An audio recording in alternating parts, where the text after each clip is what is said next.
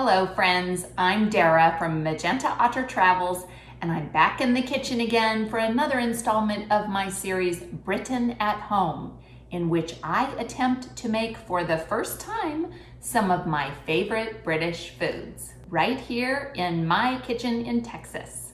Today's video will show how to make Yorkshire puddings. This is a recipe I have procrastinated making for a long time. Even though I love eating Yorkshire puddings when I am in Britain and having a Sunday roast meal. If you watch my favorite foods video that is part of the Britain Love Stories series of all my favorite British things, I talk about Sunday roast dinners because they are just amazing, but they're also a lot to cook. And one of my favorite parts of the dinner is the Yorkshire pudding. So I wanted to make Yorkshire puddings, but I couldn't make them just on their own. I've seen other people do that, and it really is a pity to just make Yorkshire pudding and not have the beef and the veg and the gravy and everything else to eat with it. So I'm compromising and I'm kind of doing an American version of beef and vegetable and gravy, and then making Yorkshire puddings to go along with it. I've had some really scrumptious Yorkshire puddings, and I've heard that they're easy to make. I still was a bit intimidated, but I'm being brave and trying today. And once again, I will be using a recipe from flawlessfood.co.uk. I love their website and their recipes, and honestly, Luke and Kay are pretty fabulous people as well. Here is what the Yorkies are supposed to look like. I'm showing you a photo from their website. So let's see how mine turn out. To make this recipe, you'll need the following ingredients. You need a 1/4 cup of oil. You can use sunflower oil, olive oil, butter, or to be legit, use beef fat or lard. I'm kind of doing a compromise when it comes to the oil. I'll tell you more about that in a second. You also need about 3/4 of a cup or 100 grams of plain all-purpose white flour, which we will sift, and 1/2 cup of milk. 2 eggs. I'd like to point out that I'm being a little bit British with these eggs for 2 reasons. One is, you'll notice they are brown eggs and most American eggs are white. Also, Brits keep their eggs at room temperature in the grocery store and at home, whereas Americans always have their eggs refrigerated, both in the grocery store and at home. I have taken these out earlier in the day so that they will be room temperature by the time I make the Yorkshire puddings. You will be preheating your oven to 425 degrees Fahrenheit. I'm gonna be mixing up the batter and then letting it rest for 30 minutes or so before I put the Yorkies in the oven. We're gonna be using about 3/4 of a cup of flour, but my friends at Flawless Food said it's really best to measure the flour. So I am going to sift it into this bowl that's also a large pitcher, because this will make it easier for me to pour the Yorkies into the muffin cups later. So I have zeroed it out and I'm going to weigh the flour as I measured it. So we're sifting the flour in here and going for 100 grams.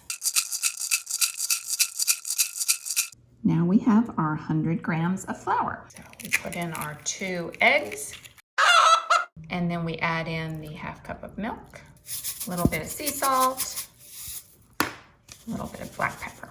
And then we'll whisk until it's smooth.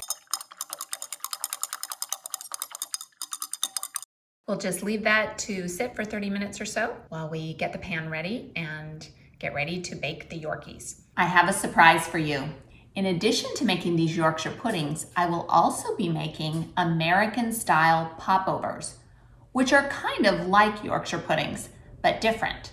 And so in order to see how they're the same and how they're different, I thought I should do a side-by-side taste test. So that will be the next video. And I will be having a special surprise guest, which I'm very excited about. So be sure you don't miss that. And the best way to do that is by clicking that red subscribe button and the notification bell so that you are alerted when all upcoming videos are published. Rather than using plain vegetable oil, I tried to be fancy and make it have extra savory flavor by putting oil in a pan and browning the beef roast in it, and then sauteing the onion and garlic in it.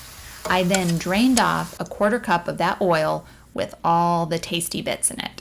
Forgive my dirty old ancient muffin tin that I'm using, but here is the oil with the bits in it. We're gonna put about a teaspoon of oil into each one of the muffin cups.